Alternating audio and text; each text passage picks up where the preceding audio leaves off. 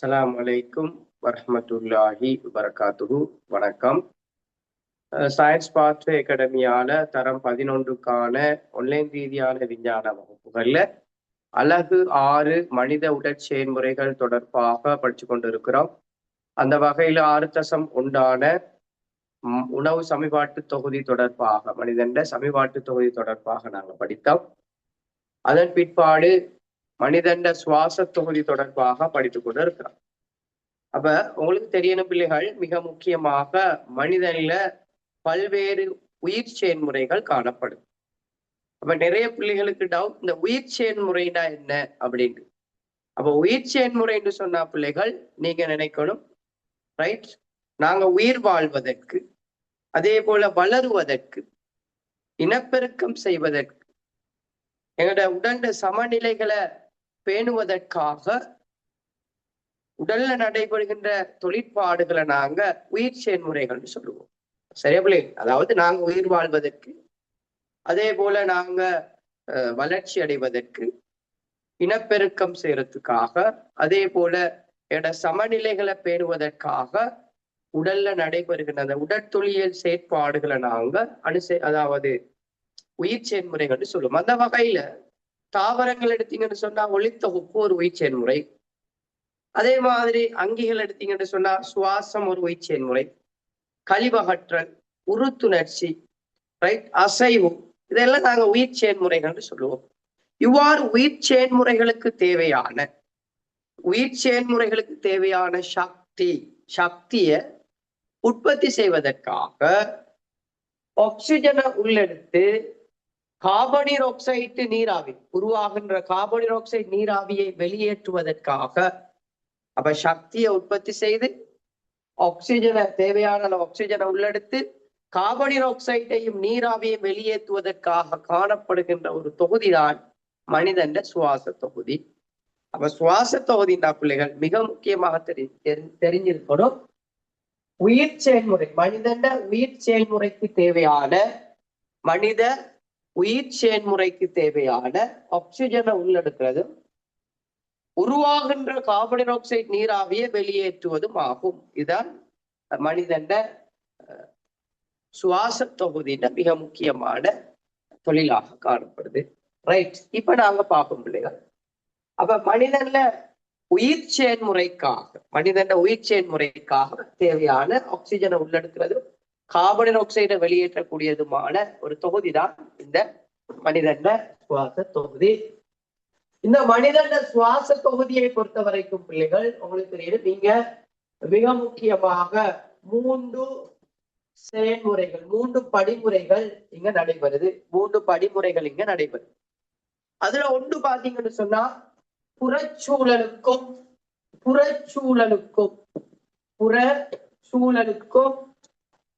மனிதன் சுவாச தொகுதிக்கும் இடையிலான ஒரு பரிமாற்றம், ஒரு வாயு பரிமாற்றம். முதலாவது படியாக புறச்சூழலுக்கும் அதே போல பாத்தீங்கன்னா இங்க சுவாச தொகுதிக்கும் இடையிலான ஒரு வாயு பரிமாற்றம், இது முதலாவது படி. இதை நாங்க சிம்பிளா சொல்லலாம் பிள்ளைகள், உட்சுவாசம் வெளிச்சுவாச பொறிமுறை அப்படின்னு சிம்பிளா சொல்லலாம். ஆகவே புறச்சூழலுக்கும் சுவாச தொகுதிகளுக்கும் இடையில நடக்கிற ஒரு வாயு பரிமாற்றம் முதலாவது படி. 2வது பாத்தீங்கன்னா இங்க வந்த வாயு என்ன நடக்கும்னு சொன்னா நாங்க படிக்க போறோம். ரைட், எப்படியான பகுதிகளின் ஊடாக வருதுன்னு ஏற்கனவே உங்களுக்கு தெரியும். ரைட், அப்படி வார அந்த வழி இந்த இடத்துல நாங்க சொல்றது சிற்றறைன்னு சொல்றது. சுவாச சிற்றறை. இந்த சுவாசப்பை சிற்றறைக்கும் இந்த குருதி மழைக்குலை குழாய்கள் இருக்கு, அதை சூழ்ந்து காணப்படுற குருதி மழைக்குலை குழாய்கள். அப்ப இங்க நடக்கிற ஒரு வாயு பரிமாற்றம் ஒன்று நடக்கும். அப்படின்னா என்ன, இங்க உள்ளெடுத்து கொண்டு வர வாயு இந்த குருதி மழைக்குலை குழாய்களுக்கும் குருதி மழைக்குலை குழாய்களால உருவாக்கப்பட்டிருக்கிற அந்த கழிவு நாங்க பார்ப்போம், கார்பன் ஆக்சைடு நீராகும், அது சிற்றறைக்குள்ளும் இங்க இருந்து ஆக்சிஜனும் இங்க இருந்து கார்பன் ஆக்சைடும் நீராவியும் ஒரு பரிமாற்றம் ஒன்று நடக்கும். இதை நாங்க சொல்றது வாயு பரிமாற்றம். அப்ப சிற்றறையில நடக்கிற வாயு பரிமாற்றம். சிற்றறையில நடக்கிற வாயு பரிமாற்றம் 2வது படி. 3வது படி, அப்ப உங்களுக்கு தெரியும் குருதி கலங்களுக்குள்ள அதாவது மயத்துளை குழாய்ன்னு சொன்னா குருதி கலங்களுக்குள்ள ஆக்சிஜன் வந்துடும். அப்ப ஆக்சிஜன் வந்தா நாங்க படிப்போம் உணவு, எளிய உணவுகள். உங்களுக்கு தெரியும் சமீபாட்டு தொகுதியால உங்களுக்கு சிக்கலான உணவுகள் எல்லாம் எளிய உணவுகளாக மாறி இருக்குது. அந்த உணவுக்கு ஆக்சிஜனை நீங்க இவ்வாறு பரிமாற்றங்கள் மூலமாக குருதி கலங்களுக்குள்ள கொண்டு வந்திருக்கிறீங்க. ஆக்சிஜன் 2 பேரும் இதை சொல்றது ஒட்சியேற்றல் தாக்கம். 2 பேரும் ஒட்சியேற்றல் தாக்கத்துக்கு உள்ளாகி என்ன செய்யும் சொன்னா கார்பனீர் ஆக்சைடு வாயு வெளியேறும். அதோடு சேர்த்து நீராவி வெளியேறும். கார்பனீர் ஆக்சைடு நீராவியோட சேர்த்து சக்தி ஏடிபி வடிவுல சக்தி உற்பத்தி நடக்கும். ஏடிபி வடிவுல சக்தி உற்பத்தி நடக்கும். ஆகவே இதை நாங்க சொல்றது கலச்சுவாசம்னு சொல்லி. ஆகவே பிள்ளைகள் உங்களுக்கு தெரியணும். அப்ப ஒரு சுவாச செயல்முறைகளை பொறுத்த வரைக்கும், மனிதன் சுவாச செயல்முறைகளை பொறுத்த வரைக்கும் 3 படிகளாக நடைபெறுகிறது. ஒன்று புறச்சூழலுக்கும் அதே மாதிரி இந்த சுவாச பைக்கும் இடையில நடக்கிற ஒரு வாயு பரிமாற்றம். 2வது சிற்றறைகளுக்குள்ள நடக்கிற வாயு பரிமாற்றம். 3வது கலச்சுவாசம். இவ்வாறு 3 படிகளாக இந்த மனித சுவாச செயல்முறை தொழிற்படுகிறது. இந்த விஷயம் ஓகே அவளே? இது கிளியரா சொல்லுங்க பாப்போம். இது கிளியரா? அதாவது மனிதன சுவாச தொகுதி என்பது உயிர் செயல்முறைகளுக்கு தேவையான ஆக்சிஜனை உள்ளெடுக்கிறது, உருவாகின்ற கார்பன் ஆக்சைடு நீராவி வெளியேற்றுறது. ரைட்? இப்ப பாத்தீங்கன்னு சொன்னா உங்களுக்கு தெரியணும், அந்த அடிப்படையில இங்க 3 படிமுறைகள் நடைபெறுது. அதுல ஒன்று புறச்சூழலுக்கும் இந்த சுவாச பைக்கும் இடையில நடக்கிற வாயு பரிமாற்றம். அதை சிம்பிளாக உச்சுவாசம், வெளிச்சுவாசம். 2வது சிற்றறைகள்ல நடக்கிற வாயு பரிமாற்றம். 3வது கலச்சுவாசம். இப்படின்னு 3 படிகளாக இந்த மனித சுவாச செயல்முறை நடைபெறுகிறது. ஓகே அப்படி? இது கிளியர்னா ஓகேன்னு போடுங்க. நாங்க அடுத்த விஷயத்துக்கு நாங்க போவோம். இது கிளியர்னா ஓகேன்னு போடுவோம். ரைட், ஓகே பிள்ளைகள். அடுத்த விஷயத்துக்கு நாங்க போனால் இப்ப நாங்க ஒவ்வொரு படிகளாக நாங்க பார்ப்போம். ஒவ்வொரு படிகளையும் நாங்க பார்ப்போம். சரியா? அதுல ஒன்று பாத்தீங்கன்னா பிள்ளைகள், முதலாவது படி ஏற்கனவே சொன்ன மாதிரி உச்சுவாச வெளிச்சுவாச பரிமுறை. நான் விளங்கப்படுத்துறேன் பிள்ளைகள். உங்களோட புக்ல நோட்ஸ்கள் அழகா இருக்கு. அழகா நோட்ஸ்கள் இருக்கு, உங்களுக்கு தெரியும். அதுல எது ஹைலைட் பண்ணணுமோ அதை ஹைலைட் பண்ணி தேவையான விஷயங்களை நீங்க ஞாபகத்துல வச்சுக்கொண்டால் சரி. நான் சொல்லித்தாரு எதை ஹைலைட் பண்ணணும், எதை ஞாபகத்துல வச்சு கொள்ளணும்னு அதை கொஞ்சம் ஹைலைட் பண்ணி கொடுங்க. சரியா பிள்ளை? சும்மா கூடுதலாக நோட்ஸ் எல்லாம் கூட்டிக் கொள்ள தேவையில்லை. நாம படிக்கிறது சாதாரண சாதாரணமான ஒரு பரீட்சை தான் நாங்க தயாராகி கொண்டு இருக்கிறோம். ஆகவே கூடுதலாக நீங்க யோசிக்க தேவையில்லை. சிம்பிளா அழகா படிச்சால் போதும். அந்த வகையில பாத்தீங்கன்னா முதலாவது ரைட். அப்ப புறச்சூழலுக்கும் சுவாச பைக்கும் இடையில நடக்கிற வாயு பரிமாற்றம். அப்ப உங்களுக்கு தெரியும் பிள்ளைகள், நான் ஏற்கனவே சொல்லியிருக்கிறேன். அதாவது உங்களோட உடல் வந்து பாத்தீங்கன்னு சொன்னா தொகுதிகள், அங்கங்கள், இலையங்கள், கலங்களால் ஆனது. அதாவது ஒரு ஒழுங்கமைப்புல காணப்படுது. இந்த கலங்கள் தான் இந்த கலங்கள். இதை நாங்க சொல்றது செங்குருதி களம் அப்படின்னு சொல்றோம். கலங்கள் சேர்ந்து இலையங்கள் அப்படி எல்லாம் இருக்கு. அப்ப இங்க பாத்தீங்கன்னு சொன்னா இந்த கலங்கள்ல ஆக்சிஜன் செறிவு குறைவடையும் போது, அதாவது ஆக்சிஜன் O2 ஆக்சிஜன் வாயுடைய செறிவு குறைவடையும் போது உங்களுக்கு தெரியணும் பிள்ளைகள், இவ்வாறு உங்களுக்கு தெரியணும் என்ன ஒரு நீல நிறமான. இதுக்கு மிக முக்கியமான காரணம், அதாவது கதிர்வீச்சு தொடர்பான விஷயங்கள் நீங்க பெரிய வகுப்புல படிப்பீங்க, ஒளி விளைவு தொடர்பா. அப்ப உங்களுக்குள்ள இங்க பாத்தீங்கன்னு சொன்னா இங்க ஆக்சிஜன் செறிவு குறைவடைந்ததோட உங்களுக்கு இவ்வாறான ஒரு என்ன ஆக்சிஜன் செறிவு குறைவடைந்த இப்ப இவ்வாறான கலங்கள் இந்த கலருக்கு போகும். நீல நிறம் வெப்பம். உறுதி சிவப்பு தான். ஆக்சிஜன் செறிவு குறைந்தா வெளியால கதிர் வீசப்படுறது இவ்வாறான ஒரு நிறத்துல. ரைட். இப்ப பாத்தீங்கன்னா பிள்ளைகள் உங்களுக்கு தெரியணும். அப்ப ஆக்சிஜன் செறிவு குறைவாக இருக்குது. இந்த கட்டத்துலதான் பிள்ளைகள் மண்டையோட்டு நரம்புகள் வேலை செய்யும். உங்களோட உடல்ல நடக்கிற பசி, தாகம் எல்லாத்துக்கும் இந்த மண்டையோட்டு நரம்புகள் வேலை செய்யும். அப்ப இங்க உங்களுக்கு தெரியணும். அப்ப அந்த மண்டையோட்டு நரம்பு வேலை செய்து மேல போய் சொல்லும். என்ன சொல்லும்? ரைட், உங்களோட உடல்ல ஆக்சிஜன் செறிவு குறைவடைஞ்சிருக்குது, ஆக்சிஜன் செறிவு குறைவாக இருக்குது. அப்ப உடல்ல நடக்கிற நான் சொன்னதானே உடற்செயல்முறை. அப்ப இந்த தசைகள் இவங்களை வச்சுக்கொண்டு என்ன செய்யணும்? எங்களோட உடல்ல அதாவது ஆக்சிஜனை கொண்டு வரதுக்கான வழிய செய்யும். அந்த வகையில பிள்ளைகள் நாங்க சின்ன வகுப்புல படிச்ச விஷயம்தான் ஒரு பலூனை வச்சுக்கொண்டு நாங்க ஒரு பிராக்டிக்கல் ஒன்று செய்யறோம். எப்படி உதாரணம் உங்களுக்கு தெரியும், இது ஒரு பலூன் எடுத்தீங்கன்னா, ஒரு ஒரு போத்தல் எடுத்தீங்கன்னா, இங்க நாங்க பலூனை எப்படி என்ன செய்யறோம்? கட்டுறோம். இங்க ஒரு பேன குழாய் ஒன்று இருக்கிறோம், இங்க ஒரு பலூன் ஒன்று வைக்கிறோம். அப்ப உங்களுக்கு தெரியணும், வெளியால இருக்கிற வாயுக்களை நீங்க உள்ள எடுக்கணுமா இருந்தா இந்த இந்த பகுதி இந்த கனவளவை கூட்டணும். அதாவது என்ன செய்யணும்? இந்த இரப்பரை இப்படி இழுக்கணும். இப்படி இழுத்து இந்த இரப்பர கனவளவு அதிகரிக்கும் போது, அப்ப இவரை நீங்க இழுத்து இதுல கனவளவு அதிகரிக்கும் போது உங்களுக்கு தெரியும், பிசிக்ஸ்ல ஒரு விஷயம் இருக்குது. நீங்க பிறகு கெமிஸ்ட்ரியிலையும் ஏ லெவல்ல படிப்பீங்க, பாய்லின் விதி அப்படின்னு. கனவளவு கூடினா அமுக்கம் குறையும், அப்படி ஒரு விதி ஒன்று புறப்படிப்பீங்க. கனவளவு கூடும் போது அமுக்கம் குறையும். அப்ப கனவளவு கூடினா அமுக்கம் குறையும். அப்ப உண்மையான தியரி இந்த அமுக்கத்தாலத்தான் உங்களுக்கு இந்த சுவாச செயல்முறை நடக்குது. அப்ப இங்க அமுக்கம் குறைஞ்சா வெளியால அமுக்கம் அதிகம், வளிமண்டல அமுக்கம் அதிகம். நெஞ்சரி அதாவது இந்த இடத்துக்குள்ள அமுக்கம் குறவு, வெளியால அமுக்கம் கூட. அமுக்கம் கூடின இடத்துல இருந்து குறைஞ்ச இடத்தை நோக்கி வலி வரும். எனவே இந்த பலூனும் என்ன செய்யும்? விரிவடையக்கூடியதாக இருக்கும். ஆகவே பிள்ளைகள் இந்த அடிப்படையை வச்சு கொண்டுதான் இது சாதாரணமாக சிறிய வயசுல நாங்க படிக்கிற விஷயம்.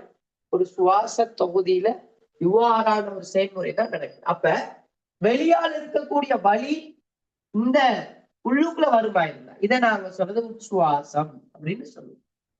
அப்ப உங்களுக்கு தெரியும், உச்சுவாசத்துக்கு கனவளவு அதிகரிக்க செய்யணும். அப்ப உச்சுவாசத்துக்கு கனவளவு அதிகரிக்க செய்யணுமாக இருந்தால் பிள்ளைகள் அப்ப என்ன செய்யணும் அப்படின்னா என்ன நடக்கும் அப்படின்னு பாத்தீங்கன்னா பிள்ளைகள்,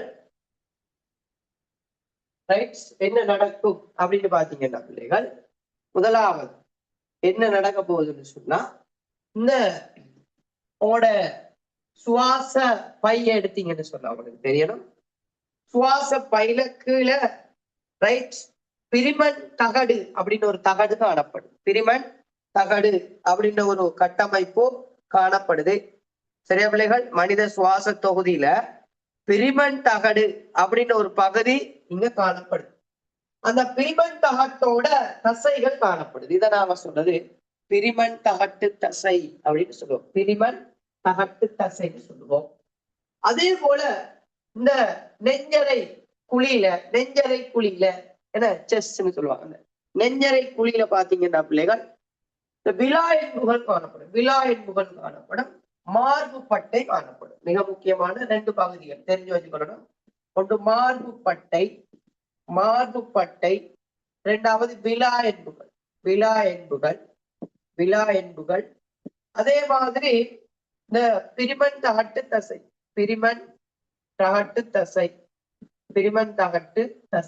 இதை நாங்க ஞாபகத்துல வச்சுக்கணும். பிரிமன் தகடு, பிரிமன் தகடு, ரைட், பிரிமன் தகடு.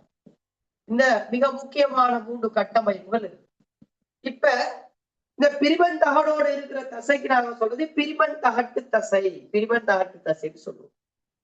விலா எண்புகளுக்கு இடையில காணப்படுறது பழுவுக்கு இடையிலான தசை. அடிக்கடி கேட்டுவார கேள்வி. அதாவது மனிதன் சுவாச தொகுதியில 2 வகையான தசைகள் காணப்படுது. மிக முக்கியமா ஒன்று பிரிமன் தகட்டு தசை, குறிச்சு கொடுங்க அப்படி, பிரிமன் தகட்டு தசை. இரண்டாவது பழுவுக்கிடையிலான தசை. அதை நாங்க சொல்றது பழுவுக்கிடையிலான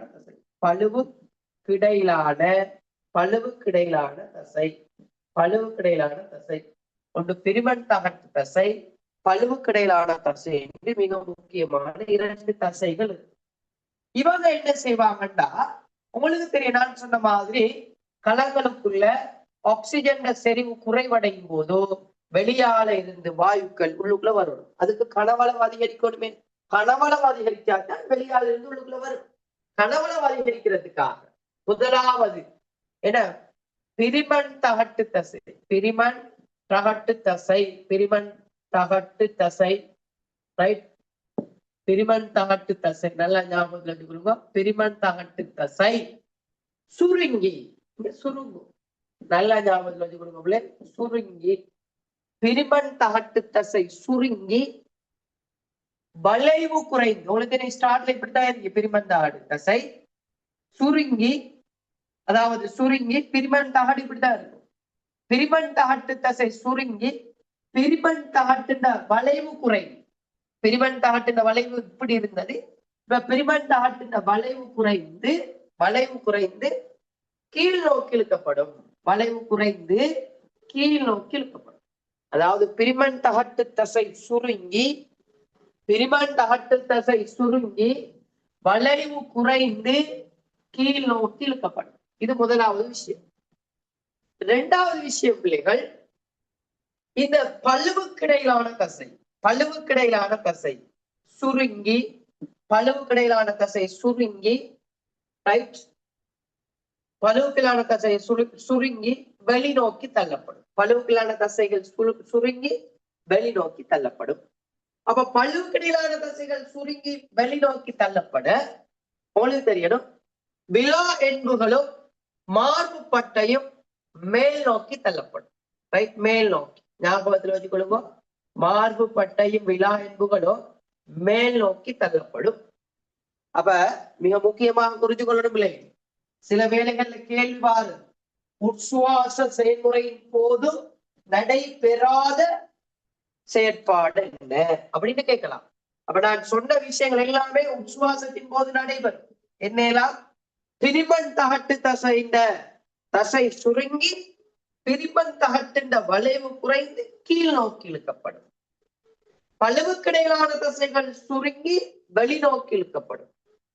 விலா என்பும் மார்பு பட்டையும் அதாவது மேல் நோக்கி தள்ளப்பட நெஞ்சரை குழியின் கனவளவு அதிகரிக்கும். நெஞ்சரை குழியின் கனவளவு அதிகரிக்கும். எனவே அமுக்கம் குறைந்து வெளி வலி ஞாபகத்தில் வச்சு கொடுப்போம். வெளியால் இருந்து வார வலி மூக்கு குழியினூடாக அதுல பகுதிகள் எல்லாம் நாங்க படிச்சுட்டோம் போன கிளாஸ். மூக்கு குழியினூடாக என்ன, நெஞ்சரை குழிக்கு வரும், நெஞ்சரை அடையும். நெஞ்சரை குழிக்கு வரும், மூக்கு குழியினூடாக நெஞ்சரை குழிக்கு வரும். சரியா பிள்ளைகள்? முதலாவது சொன்ன விஷயம் விளங்கிட்டுதான். மூக்கு குழியினூடாக நெஞ்சரை குழிக்கு அல்லது சுவாச பைக்கு வரும். சுவாச பைக்கு வரும். இதுல அதிகளவாக ஆக்சிஜன் வாயுண்ட செறிவுதான் அதிகமாக இருக்கும். சுவாச வழியில ஆக்சிஜன் வாயுண்ட செறிவு அதிகமாக காணப்படும். இப்ப நான் சொன்ன பாயிண்ட் சொன்னீங்கன்னா, முதலாவது பிரிமன் தகட்டு தசை சுருங்கி பிரிமன் தகட்டின் வளைவு குறைந்து கீழ் நோக்கி இழுக்கப்படும். பழுவுக்கிடையிலான தசை, அதாவது விலா என்புகளுக்கு இடையில் இருக்கிற தசை பழுவுக்கிடையிலான தசை. பழுவுக்கிடையிலான தசைகள் சுருங்கி வெளிநோக்கி இழுக்கப்பட விலா என்புகளும் மார்பு பட்டையும் மேல் நோக்கி தள்ளப்பட நெஞ்சரை குழியின் கனவளவு அதிகரித்து அமுக்கம் குறைந்து வெளிவழி என்ன செய்யும், மூக்கு குழியினூடாக எங்க வருது, சுவாச பையை அடையும். இப்படி வார இந்த வலி உங்களுக்கு தெரியும். இப்படி வார இந்த வலி முதலாவது வாரது இந்த வெளிமூக்கு துவாரம் அல்லது மூக்கு குழின்னு வைக்கவே மூக்கு குழியாக வரும். மூக்கு குழியில பிள்ளைகள் உங்களுக்கு தெரியணும், அதாவது மயிர்கள், உரோமம், சீதம் என்பன காணப்படும். உரோமங்கள், சீதம் என்பன காணப்படும். சீதம், அந்த உரோமங்கள் சீதம் இருக்கிறதால அந்த உட்சுவாச வலி சில மாற்றங்களுக்குள்ளாகும். அந்த வழியில முதலாவது மாற்றம் பாத்தீங்கன்னா பிள்ளைகள், உட்சுவாச வழி ஈரலிப்பாக்கப்படும். உட்சுவாச வழி ஈரலிப்பாக்கப்படும்.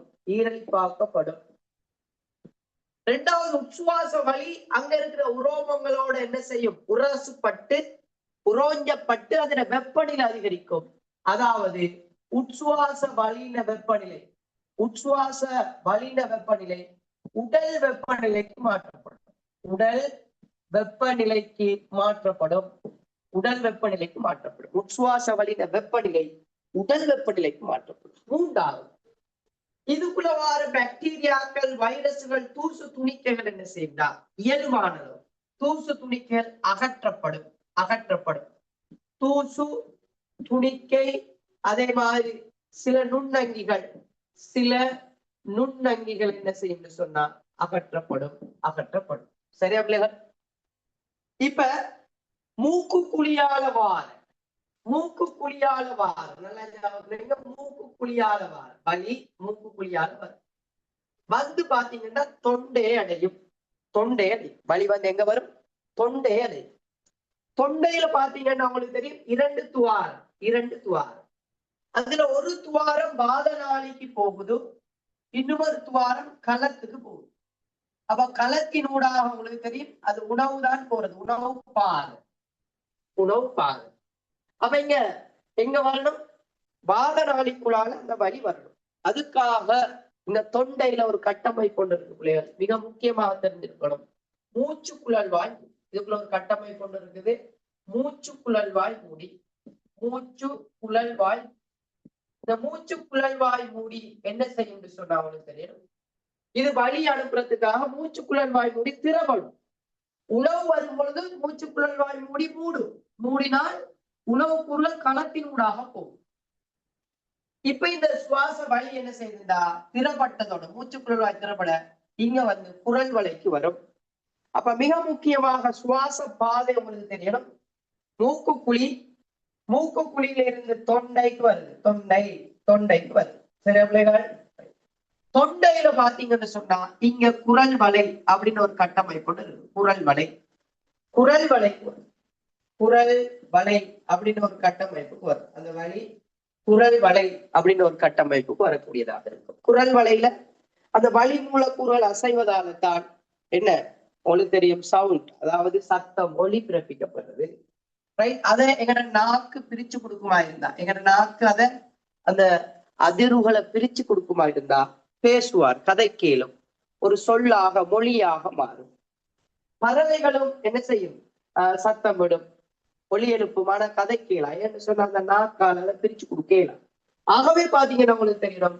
அப்ப அந்த நாக்கு இந்த குரல் வழியால் வார அதிர்வுகளை பிரிச்சு கொடுக்குமா இருந்தா ஒரு மொழியாக மாறும். சரி, இப்ப உங்களுக்கு அடுத்ததாக இருக்கக்கூடிய கட்டமைப்பு வாத நாளியை பொறுத்த வரைக்கும் உங்களுக்கு தெரியணும் பிள்ளைகள். வாத நாளியை பொறுத்த வரைக்கும் சி வடிவ கசி இலைய என்புகளால் ஆனது. மிக முக்கியமான பாயிண்ட். சி வடிவ கசி இலைய என்புகளால் ஆனது. இங்கேயும் என்ன செய்யுதுன்னு சொன்னா சில தூசு துணிக்கைகள் இங்கேயும் ஒட்டப்படும், கவரும். தூசு துணிக்கைகள் இங்க இருக்கிற சி வடிவ கசி இலையத்தில் இருக்கக்கூடிய சீதங்களால கவரப்படும், ஒட்டப்படும். ஏற்கனவே மூக்கு குழியில வடிகட்டப்படும். அந்த டைம்ல தூசு துணிகள் ஒட்டும் பொழுது உங்களுக்கு தெரியும் தும்மல் ஏற்படும், கழிவு வெளியேறும்.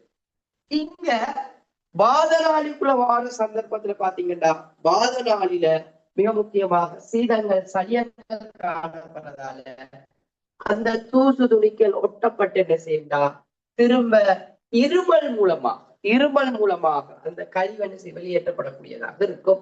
சரி பிள்ளைங்க, அப்ப இந்த சீவடிவ கசியில என்புகளால் ஆன இந்த, அதாவது கசியிலே என்பது சொன்னா உங்களுக்கு கசியிலேன்னா இப்படி என்ன செய்யும்? வளையக்கூடியதாக இருக்குதா பாருங்க. இதெல்லாம் கசியிலே என்புகள். அப்ப கசியில என்புகள் என்பது வளையக்கூடிய, வெட்டக்கூடியதாக காணப்படும். அவை கசியிலே என்புகளால் ஆன இந்த வாத நாளி காணப்படும். ரைட்? இப்ப வாத நாளில் இருந்து வர வழி எங்க போகும் சொன்னா பிள்ளைங்க உங்களுக்கு தெரியும். இங்க சுவாச எங்க வரும்? சுவாசப்பை குழாய்க்கு வரும். சுவாசப்பை குழாய்க்கு வரும். சுவாசப்பை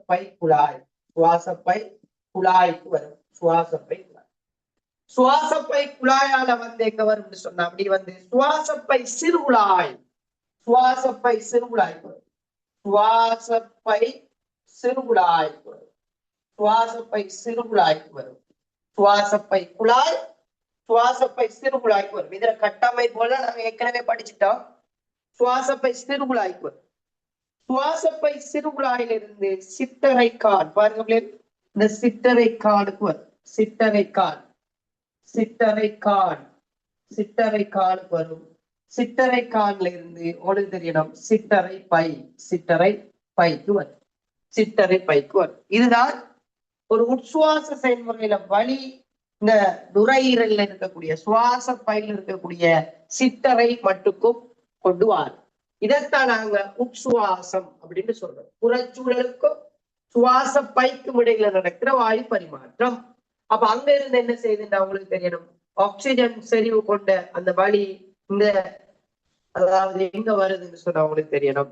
இந்த சிட்டறைகளுக்குள்ள வருது, சிட்டறைகளுக்குள்ள வருது. சரியா பிள்ளைகள்? இது விளங்கிட்டுதான் உட்சுவாச செயல்முறை விளங்கிட்டுதான் பிள்ளைகள். உட்சுவாச செயல்முறை விளங்கிட்டுதான், ஃபுல்லா கிளியரா விளங்கிட்டுதான். இப்ப நான் சொன்ன விஷயம் டீப்பா விளங்கிட்டா பிள்ளைகள். என்ன சொன்னேன்? பிரிமன் தகட்டு தசை சுருங்கி பிரிமன் தகட்டுண்ட வளைவு குறைந்து கீழ் நோக்கி இழுக்கப்படும். பழுவுக்கிடையிலான தசைகள் சுருங்கி, பழுவுக்கிடையிலான தசைனா விலாயன்களுக்கு இடையில இருக்கிற தசை சுருங்கி வெளிநோக்கி இழுக்கப்படும். மார்புப்பட்டை அதே மாதிரி விலாயன்புகள் மேல் நோக்கி தள்ளப்பட நெஞ்சரை குழியின் கனவளவு அதிகரித்து அமுக்கம் குறைந்து வெளியான இருக்கிற வலி உள்ளுக்குள்ள வரும். இதை நாங்க சொல்லுவோம் ஆக்சிஜன் செறிவு கூடுதலாக காணப்படுது. இந்த வலி இங்க மூக்கு குழியில் இருக்கக்கூடிய பிசுகள் சீதங்கள்ல வயிறுகள்ல உரோமங்கள்ல ஒட்டிக்கொள்ளும் அல்லது வடிகட்டும். ஆனா ஈரழிப்பாக்கப்படும். உட்சுவாச வலிய வெப்பநிலை உடல் வெப்பநிலைக்கு மாற்றப்படும். தூசு துணிக்கைகள் நுண்ணங்கியல் வடிகட்டும், அகற்றும். இது அப்படியே தொண்டைக்கு வரும். தொண்டையில குரல் வளைக்கு வரும், வாதநாளிக்கு வரும். வாதநாளிலையும் சில தூசு துணிக்கைகள் அங்க ஒட்டப்படும், கவரப்படும். அதன் பிற்பாடு சுவாசப்பை குழாய்க்கு வரும், சுவாசப்பை சிறுகுழாய்க்கு வரும், சிட்டரை கானுக்கு வரும், சிட்டரை பைக்கு வரும். சரியா பிள்ளை? இதுதான் உட்சுவாச பாதை. ரைட், உட்சுவாச பாதை. இரண்டாவது பாத்தீங்கன்னா வெளிச்சுவாசம். வெளிச்சுவாசம். அப்ப நான் சொல்ற விஷயம் என்னன்னு சொன்னா பிள்ளைகள், உட்சுவாசம் நடந்த பிற்பாடு வெளிச்சுவாசம். அதுக்கும் யாரு காரணம்? அப்ப அதுக்கும் உங்களுக்கு தெரியும், இந்த மண்டையோட்டு நரம்புகள் தான் காரணம்.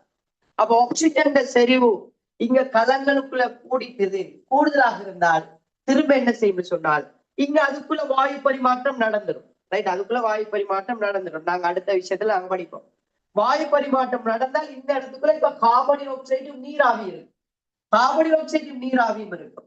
ஆக்சிஜன் எல்லாம் கலங்களுக்குள்ள பெய்கிறோம், கார்பன் டை ஆக்சைடும் நீராவியும் இருக்கும். இங்க கார்பன் டை ஆக்சைடு நீராவி இருந்தால் பிள்ளைகள் திரும்ப என்ன செய்யணும் உங்களுக்கு தெரியணும்.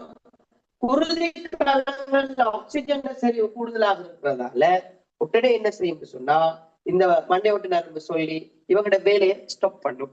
அப்படின்னா சுருங்கு நாட்கள் தான் தளரும். பிரிமன் தகட்டு தசை தளர்ந்து வளைவு, பிரிமன் தகட்டுன்ற வளைவு கூடி ஆரம்ப நிலைக்கு வரும். பழுவுக்கிடையிலான தசைகள் தளர்ந்து ஆரம்ப நிலைக்கு வரும். விலாயன்புகளும் மார்புப்பட்டையும் என்ன உள்நோக்கி வரும் அல்லது கீழ் நோக்கி வரும். ஆகவே நெஞ்சரை குழியின் கனவளவு குறைந்து அமுக்கம் அதிகரிக்கும். எனவே இங்க அமுக்கம் அதிகரிச்சா உள்ளே இருந்து வலி வழி நோக்கி வரும். அப்படி போற வழியில உங்களுக்கு தெரியணும் கார்பன் டை ஆக்சைடு வாயுவும் அதே போல நீராவியும் வெளிக்கு வரும். இதை நாங்க சொல்றது வெளிச்சுவாசம் அப்படின்னு சொல்லுவோம். வெளிச்சுவாசம் அப்படின்னு சொல்லுவோம். சரியா பிள்ளைகள்? இன்னொரு சொல்றேன், கவனித்துக் கொள்ளுவோம். ரைட், உங்களுக்கு தெரியும் இங்க கலங்களுக்குள்ள ஆக்சிஜன் செறிவு கூடிட்டு சொன்னால், கலங்களுக்குள்ள ஆக்சிஜன் செறிவு கூடிட்டு சொன்னால் என்ன நடக்கும் சொன்னா பிள்ளைகள் உங்களுக்கு தெரியணும். கலங்களுக்குள்ள ஆக்சிஜன் செறிவு கூடிட்டு சொன்னால் என்ன செய்ய போகுதுன்னு சொன்னா பிரிமன் தகட்டு தசை தளர்ந்து, பிரிமன் தகட்டு தசை தளர்ந்து பிரிமன் தகட்டுண்ட வளைவு கூடி என்ன ஆரம்ப இடத்துக்கு வரும், ஆரம்ப நிலைக்கு வரும். பழுவுக்கிடையிலான தசைகள் தளர்ந்து ஆரம்ப நிலைக்கு வரும். விலாயன்புகளும் மார்புப்பட்டையும் என கீழ் நோக்கி வர நெஞ்சரை குழியின் கனவளவு குறைந்து அமுக்கம் அதிகரிக்கும். எனவே உள்ள இருந்து வெளிக்கு வரும். அந்த வழியில கார்பன் ஆக்சைடும் நீராவியின் செறிவும் அதிக அளவுல காணப்படும். இது விளையிடவில்லை. இந்த இரண்டாவது விஷயம் விளையுதுதான். அப்ப வெளிச்சுவாசம் தொடர்பான விஷயம் விளையிடவில்லை. வெளிச்சுவாசம் தொடர்பான விஷயம் விளையிடவில்லை. வெளிச்சுவாசம் தொடர்பான விஷயம் விளையின்றதா பிள்ளைகள்? Right, okay. இப்ப நாங்க பிள்ளைகள் உட்சுவாச வெளிச்சுவாச பொறிமுறை தொடர்பான விஷயம் ஓகே, கிளியர். அப்ப முதலாவது படி ஓகே. இப்ப இரண்டாவது படிக்கு இரண்டாவது படி என்ன பிள்ளைகளோட உங்களோட மனசால சொல்லி பாருங்க. இரண்டாவது படி என்ன பிள்ளைகள் சொல்லுங்க பாப்போம், மனசால சொல்லி பாருங்க. சிற்றறைகளினுள் காணப்படும், சிற்றறைகளில் நடைபெறும் வாயு பரிமாற்றம். சிற்றறைகள்ல நடக்கிற வாயு பரிமாற்றம், சிற்றறைகளில் நடைபெறும் வாயு பரிமாற்றம், நடைபெறும் வாயு பரிமாற்றம், வாயு பரிமாற்றம், வாயு பரிமாற்றம். அப்ப பிள்ளைகள் கவனிங்க, சிற்றறையில நடக்கிற வாயு பரிமாற்றம் சொன்னா பிள்ளைகள் இந்த பழைய காலத்துல சொல்லுவாங்க பண்டை மாற்று. நாங்க ஒன்றை கொடுக்க அவங்க ஒன்றை தாரு, அத மாதிரி ஒரு பரிமாற்றம். இது வாயு பரிமாற்றம், வாயுக்கள் பரிமாற்றப்படக்கூடும். இப்ப நீங்க சொன்ன மாதிரிக்கு பிள்ளைகள் உச்சுவாசத்தின் போது சிற்றறைகளுக்குள்ள என்ன நடந்துன்னு சொன்னால் ஆக்சிஜன் வாயு வருது. இந்த சிவப்புகளை ரெட் கலர்ல நான் காட்டுறது ஆக்சிஜன் O2 வாயு, ஆக்சிஜன் வாயு. சரியா, ஆக்சிஜன் வாயு வந்துட்டது. ரைட். இப்ப பாத்தீங்கன்னா பிள்ளைகள்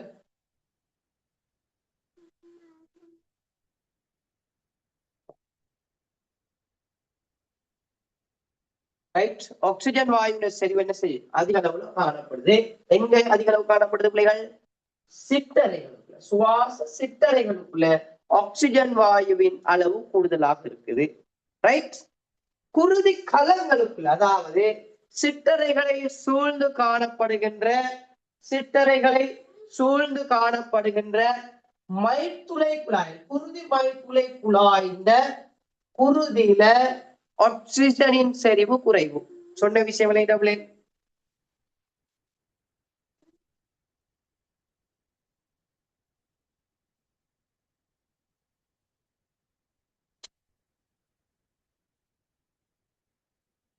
ரைட். சிற்றறைகள்ல ஆக்சிஜன் செறிவு அதிகம், சிற்றறைகள் ஆக்சிஜன் செறிவு அதிகம், சிற்றறைகள் ஆக்சிஜன் செறிவு அதிகம். ஆனால் சிற்றறைகளை சூழ்ந்து காணப்படுகின்ற குருதி மைத்துளை குழாய்களின் குருதியில ஆக்சிஜனின் செறிவு குறைவு, ஆக்சிஜனின் செறிவு குறைவு. எனவே அதாவது சிற்றறைகளினுள் காணப்படும் ஆக்சிஜன் செறிவானது, சிற்றறைகளினுள் காணப்படும் ஆக்சிஜன் செறிவானது, சிற்றறைகளினுள் காணப்படும் ஆக்சிஜன் செறிவானது ரைட், சிற்றறைகளை சூழ்ந்து காணப்படும் குருதி மைத்துளை குழாய்களின் குருதியில் ஆக்சிஜனின் செறிவு குறைவு. சொன்ன விளையா? இப்ப சொன்ன விஷயம் விளங்கிட முடியும். இதுதான் மெயின் பாயிண்ட்ஸ். இது விளக்கமா இருந்தா உங்களுக்கு இந்த வாயு பரிமாற்றம் தான் என்ன மிக மிக இலகுவாக. இந்த 2 பாயிண்ட்ஸ் தான். ஒரு பாயிண்ட்ஸ் வந்து பாத்தீங்கன்னா சுவாச சிற்றறைகளினுள் காணப்படும் ஆக்சிஜனின் செறிவானது, சுவாச சிற்றறையில் காணப்படுற ஆக்சிஜன் செறிவானது சிற்றறைகளில் சூழ்ந்து காணப்படுகின்ற குருதி மைத்துளை குழாய்களின் குருதியில், குருதி மைத்துளை குழாய்களின் குருதியில் ஆக்சிஜனின் செறிவு குறைவு. ரைட். அல்லது இதை விட சிற்றறைகள் அதிகம். சரியா பிள்ளைகள்? ரைட். ஆகவே ஆக்சிஜன் செறிவு கூடுதலாக இருக்கிற சந்தர்ப்பத்துல என்ன செய்யும்? இந்த சிற்றறை சுவரின் ஊடாக, நல்ல ஞாபகத்தில் வச்சுக்கணும், இந்த சிற்றறைகள் சுவரின் ஊடாக என்ன செய்யும் சொன்னா சிற்றறைகளில் இருந்து குருதி மைத்துளை குழாய்களின் குருதிக்குள்ள என்ன செய்யும்னா ஆக்சிஜன் வாயுவை பரவல் முறை மூலம் கடத்தும் அல்லது பரவல் அடைய செய்யும். பரவல் முறை மூலமாக அது கடத்தும். பிள்ளைகள் மிக முக்கியமாக தெரிஞ்சிருக்கணும், வாயு பரிமாற்றம் சொன்னா சுவாச சிற்றறைகளினுள் காணப்படும் ஆக்சிஜனின் செறிவானது சிற்றறைகளை சூழ்ந்து காணப்படும் குருதி மைத்துளை குழாய்களின் குருதியில் காணப்படும் ஆக்சிஜனின் செறிவை விட அதிகம். எனவே சிற்றறைகளில் இருந்து ஆக்சிஜன் வாயுவானது குருதி மைத்துளை குழாய்களின் குருதிக்குள்ள ஆக்சிஜன் ஆனது பரவல் முறை மூலம் ஆக்சிஜன் வாயுவானது பரவல் முறை மூலம் கடத்தப்படும். இப்ப பாருங்க, ஆக்சிஜனை பெற அது என்ன செய்யும்? ரெட் கலருக்கு மாறுது. ரைட், இந்த ரெட் கலருக்கு மாறுது. அப்ப இங்க இந்த கட்டத்துல ஆக்சிஜன் நல்லா பெற்றுட்டு ஆக்சிஜன் மட்டும்தான் இருக்கு, அது விலை கொள்ளும். ரைட், ஆக்சிஜனம் என்ன இந்த குருதி கலங்கள், இந்த குருதி மரத்துளை குழாயில காணப்படுற குருதின்றது குருதி கலங்கள் தான். இந்த ஆக்சிஜனை பெற்றுட்டு பிள்ளைகள் என்ன செய்யும்டா, கார்பன் ஆக்சைடு வாயுவையும் நீராவியும் மிக முக்கியமா தெரிஞ்சிருக்கும். கார்பன் ஆக்சைடு வாயுவும் நீராவி மிக முக்கியமா தெரிஞ்சிருக்கும். சிற்றறைகளை சூழ்ந்து காணப்படும் குருதி மைத்துளை குழாய், சிற்றறைகளை சூழ்ந்து காணப்படும் குருதி மைத்துளை குழாய்களினுள், குருதி மைத்துளை குழாய்களின் குருதியில் சிற்றறைகளை சூழ்ந்து காணப்படும் குருதி மைத்துளை குழாய்களின் சுவர்களில் கார்பன் ஆக்சைடு வாயுவும் நீராவியின் செறிவும், கார்பன் ஆக்சைடு வாயுவினதும் நீராவினதும் செறிவும் சிற்றறைகளிலும் அதிகம், சிற்றறைகள்ல காணப்படுற செறிவிலும் அதிகம். அப்ப இங்க கார்பன் ஆக்சைடு வாயு நீராவின் செறிவு கூட, எனவே குருதி மைத்துளை குழாய்களில் இருந்து என்ன செய்யும் சொன்னா, சிற்றறைகளை நோக்கி கார்பன் ஆக்சைடு வாயுவும் நீராவியும் என்ன செய்யும், பரவல் முறை மூலமாக கடத்தப்படும். அப்ப ஆக்சிஜன் வாயு சிற்றறைகளிலிருந்து குருதி மைத்துளை குழாய்களின் குருதிக்குள்ளும், குருதி மைத்துளை குழாய்கள்ல காணப்படுகின்ற கார்பன் ஆக்சைடும் நீராவியும் சிற்றறைகளுக்குள்ளும் பரிமாற்றப்படும் செயல்முறை வாயு பரிமாற்றம் எனப்படும். சொன்ன விஷயம் விளையாடுகள்.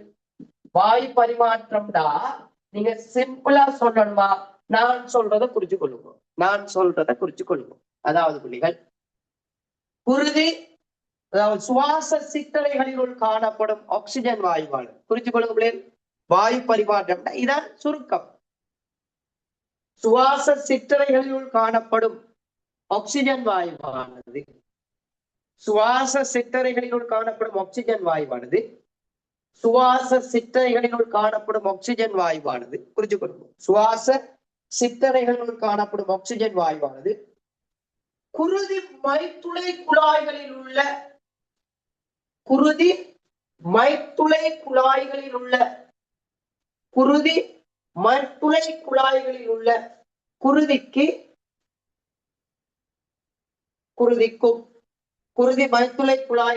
குருதிக்கும், அதாவது சிற்றறைகளில் காணப்படும் ஆக்சிஜன் வாயுவானது குருதி மைத்துளை குழாய்களில் உள்ள குருதிக்கும் குருதி மைத்துளை குழாய்களில் உள்ள குருதிக்கும் குருதி மைத்துளை குழாய்களின் குருதியில் உள்ள குருதி மைத்துளை குழாய்களின் குருதியில் உள்ள குருதி மைத்துளை குழாய்களின் குருதியில் உள்ள குருதி மைத்துளை குழாய்களின் குருதியில் உள்ள கார்பன் ஆக்சைடும் நீராவி, கார்பன் ஆக்சைடு வாயுவும் நீராவியும், கார்பன் ஆக்சைடு வாயுவும் நீராவியும் சிற்றறைகளுக்குள்ளும்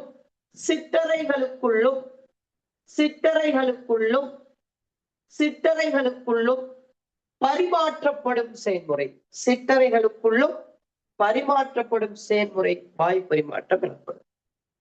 சிற்றறைகளுக்குள்ளும் பரிமாற்றப்படும் செயல்முறை வாயு பரிமாற்றம் எனப்படும். சிற்றறைகளினுள் காணப்படும் ஆக்சிஜனானது குருதி மைத்துளை குழாய்களின் குருதியினுள்ளும் குருதி மைத்துளை குருதியினுள் காணப்படும் CO2 நீரானது சிற்றறைகளுக்குள்ளும் பரிமாற்றப்படும் செயல்முறை வாயு பரிமாற்றம் எனப்படும். நான் சொன்ன விஷயம் ஓகேன்னா இப்படி கொடுக்கணும், ஓகேன்னு கொடுக்கணும், அதாவது ஹார்ட்டை போட்டு கொடுக்கணும். சரியா பிள்ளை? நான் சொன்ன விஷயம் விளையிட்டு சேரும், இவ்வளவுதான் விஷயம். ரைட்.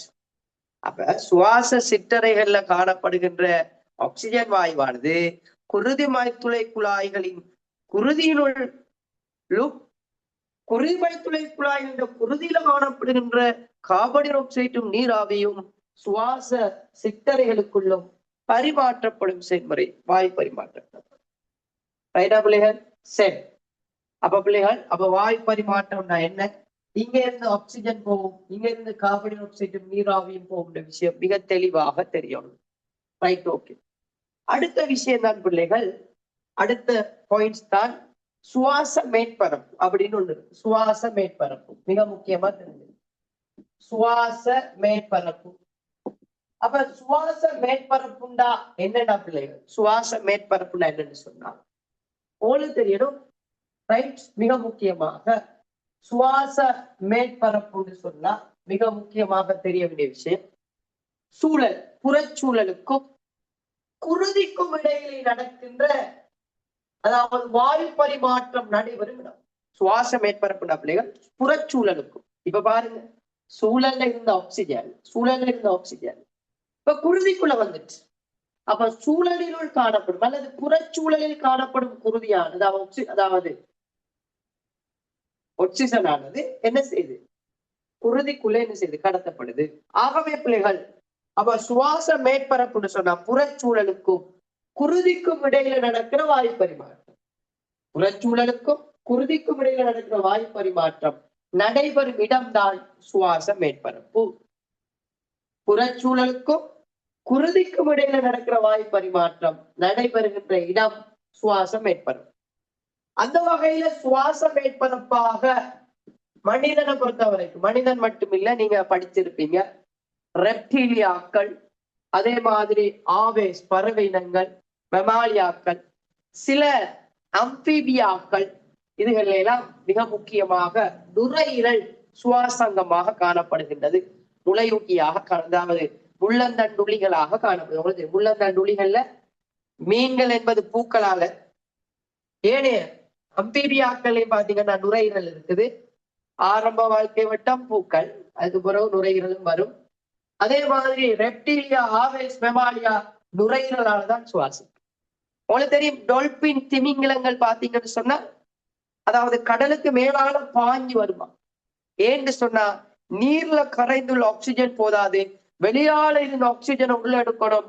ஆகவே புறச்சூழலுக்கும் அதே மாதிரி குருதிக்கும் இடையில ஒரு வாயு பரிமாற்றம் நடைபெறணும்.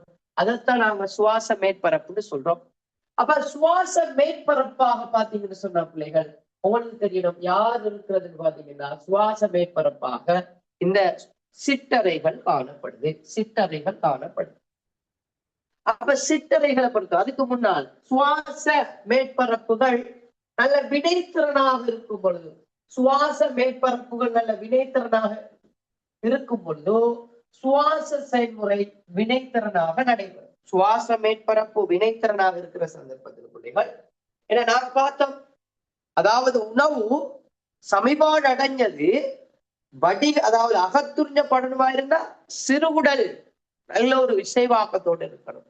அத மாதிரித்தான் நீங்க நுரையீரல் எடுத்தீங்கன்னு சொன்னா, சுவாச தொகுதி எடுத்தீங்கன்னு சொன்னா பிள்ளைகள், சுவாச தொகுதியில சுவாச மேற்பரப்பு விசேடமாக சிறப்பானதாக இருக்கணும், வினைத்திறனா இருக்கணும். அந்த வகையில அப்ப சுவாச மேற்பரப்புகள் எப்படி இருக்குதுன்னு சொன்னா உங்களுக்கு தெரியும், ஈரலிப்பானதாக, நல்ல ஈரலிப்பானதாகவும், அதே மாதிரி பாத்தீங்கன்னு சொன்னார் ஈரலிப்பானதாகவும் மெல்லியதாகவும் காணப்படணும். மெல்லியதாகவும் காணப்படுதல் வேண்டும். அதே போல இந்த சுவாச மேற்பரப்புகளை பொறுத்த வரைக்கும் பிள்ளைகள், உங்களுக்கு மிக முக்கியமாக தெரிய வேண்டிய விஷயம், விலங்குகளுக்கு ஏற்றால் போல, ஒவ்வொரு விலங்குகள் மனிதனை ஏற்றால் போல் கனவளவு அதிகமாக இருக்கணும். அதிக வாயுக்களை உள்ளெடுக்கிற மாதிரி கனவளவு அதிக அளவுல காணப்படணும். அதாவது அதுல மேற்பரப்பளவு கூடுதலாக இருக்கணும். ரைட். அதே மாதிரி அதிக குருதி குழாய்கள், அதிக குருதி விநியோகம் கொண்டதாக இருக்க வேண்டும். ஆகவே பாத்தீங்கன்னா பிள்ளைகள், அவ வாயு பரிமாற்றமானது ரைட், அதாவது நடைபெற சுவாச மேற்பரப்பு ஈரலிப்பானதாகவும் வலியை ஊடு கடத்தக்கூடியதாகவும் இருக்கணும். அப்ப சுவாச மேற்பரப்பு எப்படி இருக்கணும் பிள்ளைகள்? அப்ப வாயு பரிமாற்றம் நடக்கிறதுக்கு மாதிரி ஈரலிப்பானதாகவும் அதே மாதிரி வலியை ஊடுருவ செய்யக்கூடியதாகவும் இருக்கணும். அதே மாதிரி வலிய ஊடுருவ செய்யறதுக்கு ஏற்றால் போல மெல்லியதாக காணப்பட வேண்டும். ரைட், வினைத்திறனான பரவல் நடைபெறும். வினைத்திறனாக பரவல் நடைபெறுது. பரவல் என்ன? செறிவு கூடிய இடத்திலிருந்து செறிவு குறைந்த இடத்தை நோக்கி பதார்த்தங்கள் அசைகிறது. பரவல் நடைபெறுவதற்காக மேற்பரப்பு மெல்லியதாக காணப்படணும். அதே போல பாத்தீங்கன்னா விலங்குகளுக்கு ஏற்றால் போல் கனவளவுகளை அதிக அளவுல என்ன கனவளவு அதிகளவான கூடிய கனவளவு வாயுக்களை உள்ளடக்கக்கூடிய மாதிரி கூடிய கனவளவு கொண்ட வாயுக்களை உள்ளடக்கக்கூடிய மாதிரி பெரிய மேற்பரப்பளவுகளை கொண்டிருக்கிறது. பெரிய மேற்பரப்பளவுகளை கொண்டிருக்கிறது. பெரிய மேற்பரப்புகளை கொண்டிருக்கிறது. அதே மாதிரி அதிக குருதி விநியோகம் கொண்டதாக அதிக குருதி விநியோகம் கொண்டதாக குருதி வளங்களை கொண்டதாக இருக்கணும். நீங்க பார்க்கலாம் சிற்றறைகளுக்கு மேலால குருதி விநியோகம் காணப்படும். நீங்க சும்மா யூடியூப்ல அடிச்சு பாத்தீங்கன்னா விளங்கும். சிற்றறைகளை பொறுத்த வரைக்கும் ஒரு குருதி மல்துளை குழாய் வலை பின்னல் காணப்படும். ரைட், அதிக குருதி வளங்கள் கொண்டதாக இருக்கணும். அப்ப சுவாச மேற்பரப்பு டபிள்கள் புறச்சூழலுக்கும் குருதிக்கும் இடையில நடக்கிற வாயு பரிமாற்றம். புறச்சூழலுக்கும் குருதிக்கும் இடையில நடக்கிற வாயு பரிமாற்றம் சுவாச மேற்பரப்பு. சுவாச மேற்பரப்பு நல்ல வினைத்திறனா இருக்கணுமா இருந்தா வாயு பரிமாற்றம் நடைபெறுவதற்கான ரைட் வாயு பரிமாற்றம் நடைபெறுவதற்கான ஈரலிப்பானதாக ரைட் வாயு பரிமாற்றம் நடைபெறுவதற்காக நல்ல ஈரலிப்பான அதே மாதிரி வாயுக்களை ஊடுருவ செய்யக்கூடிய மாதிரியான மேற்பரப்பளவுகள் காணப்பட வேண்டும். கூடியதாக இருக்கணும் மேற்பரப்பு, சுவாச மேற்பரப்பு. அடுத்தது பாத்தீங்கன்னு சொன்னா ரைட் வாயுக்கள் பரவல் முறை மூலம் ஊடுகடத்துவதற்காக மெல்லியதாக காணப்படணும். அதிக வாயுக்கள் கூடிய வாயு கனவளவுகளை உள்ளெடுக்கிறதுக்காக பெரிய மேற்பரப்பளவுகளை கொண்டிருக்கணும். அதிக குருதி வளங்கள் கொண்டதாக இருக்கணும். அப்படி இருந்தால் இதை நாங்க சொல்லுவோம் சுவாச மேற்பரப்பு நல்ல வினைத்திறனாக இருக்குதுன்னு சொல்லுவோம். அந்த வகையில மனிதண்ட சுவாச கட்டமைப்படுத்தீங்கன்னா மனிதண்ட சுவாச கட்டமைப்படுத்தீங்கன்னு சொன்னா நல்ல வினைத்திறனாக இருக்குது. ஏன் வினைத்திறனா இருக்குதுன்னா உங்களுக்கு தெரியும், சுவாச சிற்றறைகளை பொறுத்த வரைக்கும் மெல்லியதாக இருக்குது. சுவாச சிற்றறைகள் மெல்லியதாக காணப்படுது. சுவாச மேற்பரப்பு வினைத்திறனா இருக்கணும்.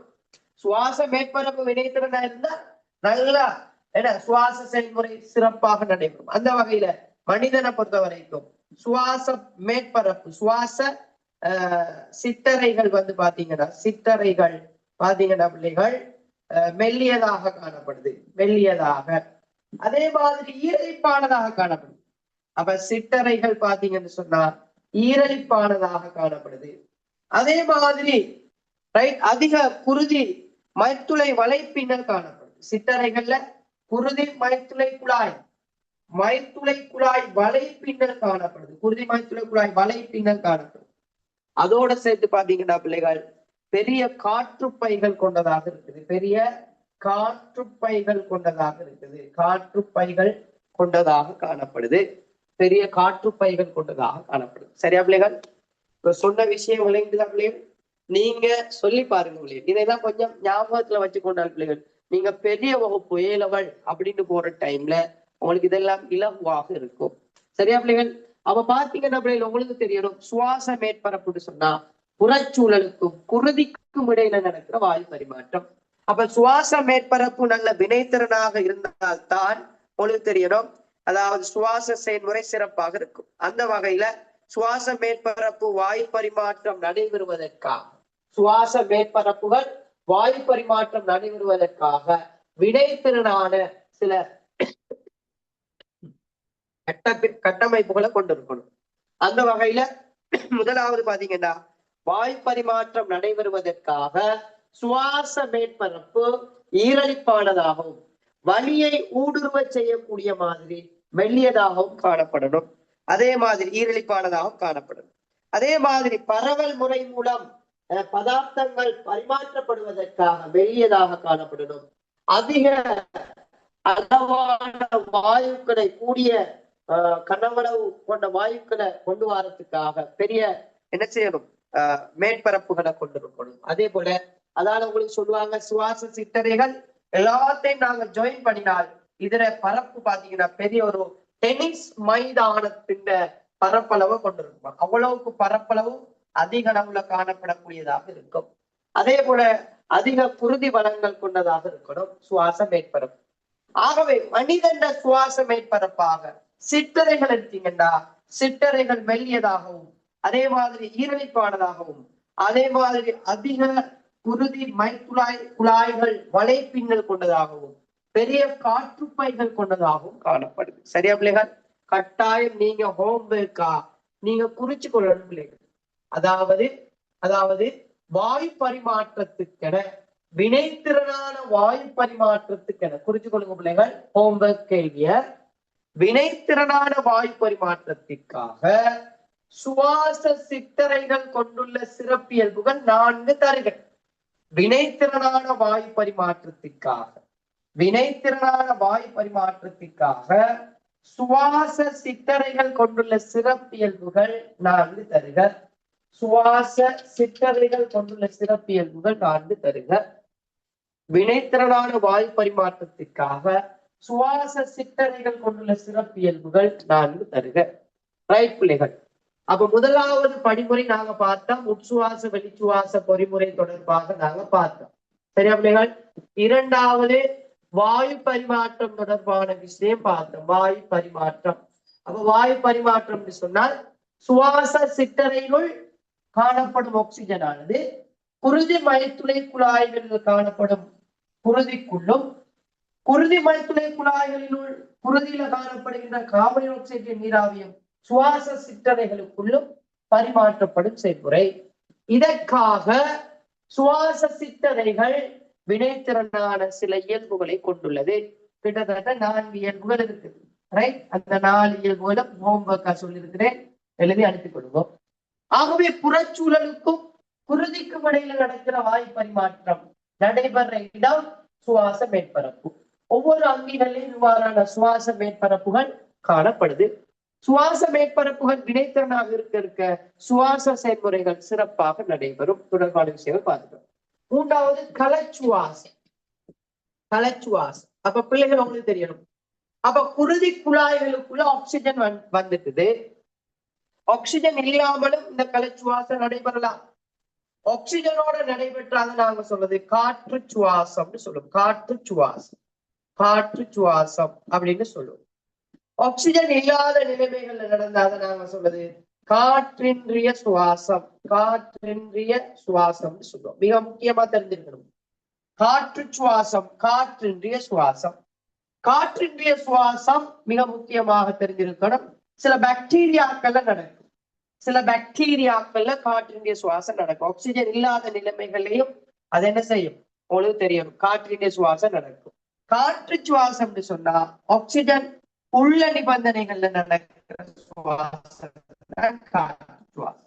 அப்ப சுவாசம் என்ன நான் ஏற்கனவே உங்களுக்கு சொல்லிட்டேன். சுவாசம்னு சொன்னா அப்ப எளிய உணவுகள் அதாவது உயிர் செயல்முறைக்கு தேவையான சக்தியை பிறப்பிப்பதற்காக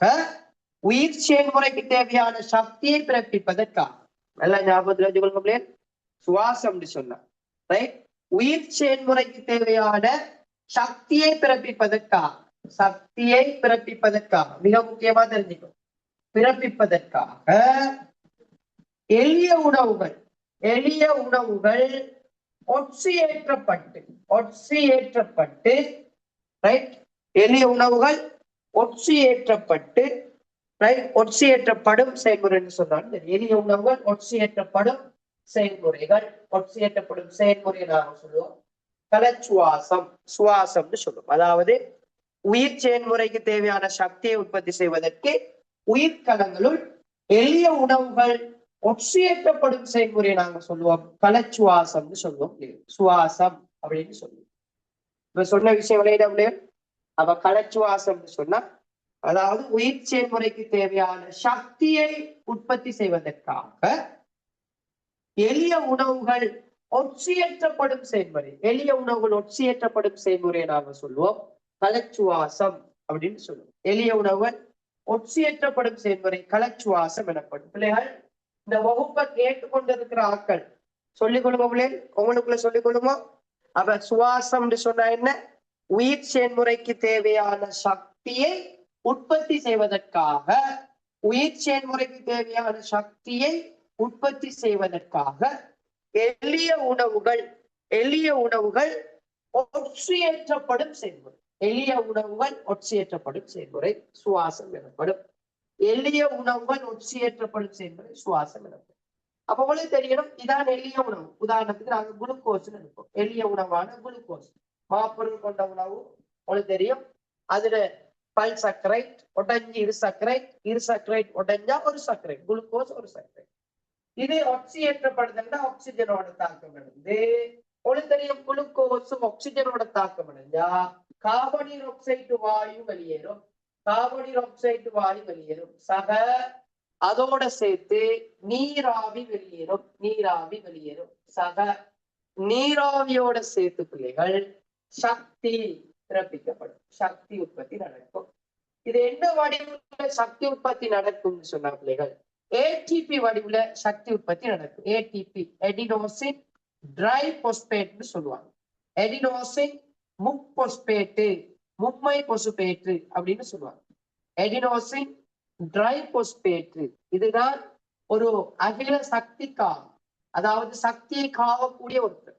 இப்ப இலங்கையில பணத்துக்கு நாங்க நாணயம், அதாவது ரூபான்னு சொல்றோம், அமெரிக்க டாலர்னு சொல்றோம். அத மாதிரி சக்திக்காக நாங்க இந்த ஏடிபின்னு சொல்றோம். ஒவ்வொரு பேர்கள் இருக்குது, கலோரி, ஜூல், இதை நாங்க ஏடிபின்னு சொல்றோம். இது சக்தியை என்ன செய்யுது? காவக்கூடியதாக, சக்தியாக இது என்ன செய்யும்? வைத்துக் கொள்ளுது. இவர் உடஞ்சி எங்களுக்கு சக்தியை தருவார். ஏடிபி என்பது ஏன்னா இப்ப நிறைய பேர் பாத்தீங்கன்னா கார்டுல சல்லி வச்சுக்கிறாங்க. என்ன சரி பொருளை வாங்கினா கார்டை கொடுக்குறாங்க, சல்லியே இருக்கிறாங்க, அதான் அந்த பொருட்களை வாங்குறாங்க. அத மாதிரி தான் ஏடிபி என்பது உங்களுக்கு தெரியணும், ஒரு சக்தி காவியாக, அகில சக்தி காவியாக தொழிற்படக்கூடியதாக இருக்குது. ரைட்? சக்தியை சேமிக்கக்கூடிய, சக்தியை விடுவிக்கக்கூடிய, சக்தியை சேமிக்கக்கூடிய, சக்தியை விடுவிக்கக்கூடிய சக்தி காவியாக தொழிற்படும். சக்தியை சேமிக்கக்கூடிய, சக்தியை விடுவிக்கக்கூடிய சக்தி காவியாக யாரு? ஏடிபி. அப்ப பிள்ளைகள் உங்களுக்கு தெரியணும், இங்க ஆக்சிஜனோட தான் தாக்கம் நடக்குது. எளிய உணவுகள் ஒற்றியேற்றப்பட்டு ஒரு சக்தி பிறப்பிக்கப்படுது. இதை நாங்க சொல்றது காற்று சுவாசம். சொல்லுவோம். காற்று சுவாசத்துல பிள்ளைகள் அதிக அளவான ஏடிபி சக்தி உற்பத்தி செய்யப்படுது. குறைந்தது 36 ஏடிபி சக்திக்கு மேல உற்பத்தி செய்யப்படுது. ஞாபகத்துல வச்சுக்கணும், 34, 36 ஏடிபி சக்தி. இது எங்க நடக்கும்னா, நாங்க 10ஆம் ஆண்டுல படிச்சிருக்கிறோம், இரட்டை மென்சவால் சூழப்பட்ட இலைமணி. இந்த இலைமணியில வெளிமென்சவ் அதே மாதிரி உள்மென்சவ்லதான் அதிகளவான ஏடிபி சக்தி உற்பத்தி செய்யப்படும். உள்மென்சவ்லதான் அதிகளவான ஏடிபி சக்தி உற்பத்தி செய்யப்படும். நல்ல ஞாபகத்துல வச்சு கொடுங்க. இதுல சின்ன சின்ன காம்புள்ள சிறு துணிக்கைகள் காணப்படும். நீங்க புறம் படிப்பீங்களே, இவ்வாறு உள்மென்சவ்ல உச்சி முகடுன்னு ஒண்ணு இருக்கு, மேடு முகடுல இப்படி காம்புள்ள சிறு துணிக்கைகள், அதெல்லாம் இரசாயன மாற்றத்துக்கு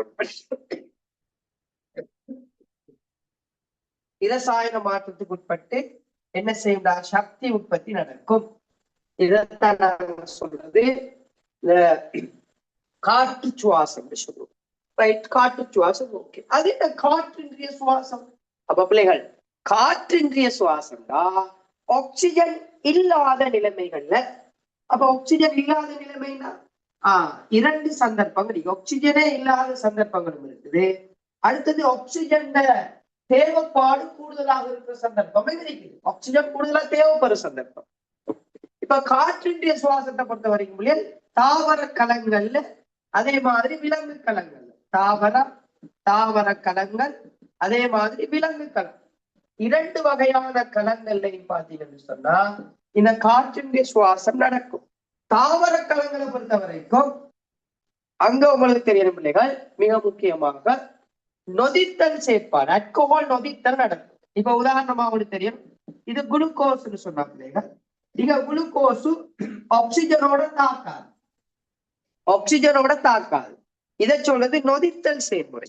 இந்த நொதித்தல் செயல்முறையை பொறுத்த வரைக்கும் பிள்ளைகள் இந்த குளுக்கோஸ் என்ன செய்யுண்டா உங்களுக்கு தெரியும், இது C6H12O6 C6H12O6 நொதித்தல் நடந்தால் CH3CH2OH இதுக்கு நாம சொல்ற பேர். அதாவது குளுக்கோஸும் நொதித்தல் நடக்கும். நீங்க ஏற்கனவே சின்ன வகுப்புல படிச்சிருக்கிறீங்க. மதுவங்கள் மூலமாக நொதிக்கும். ஈஸ்ட்னு சொல்லுவாங்க. மதுவத்தால நொதிக்கும்.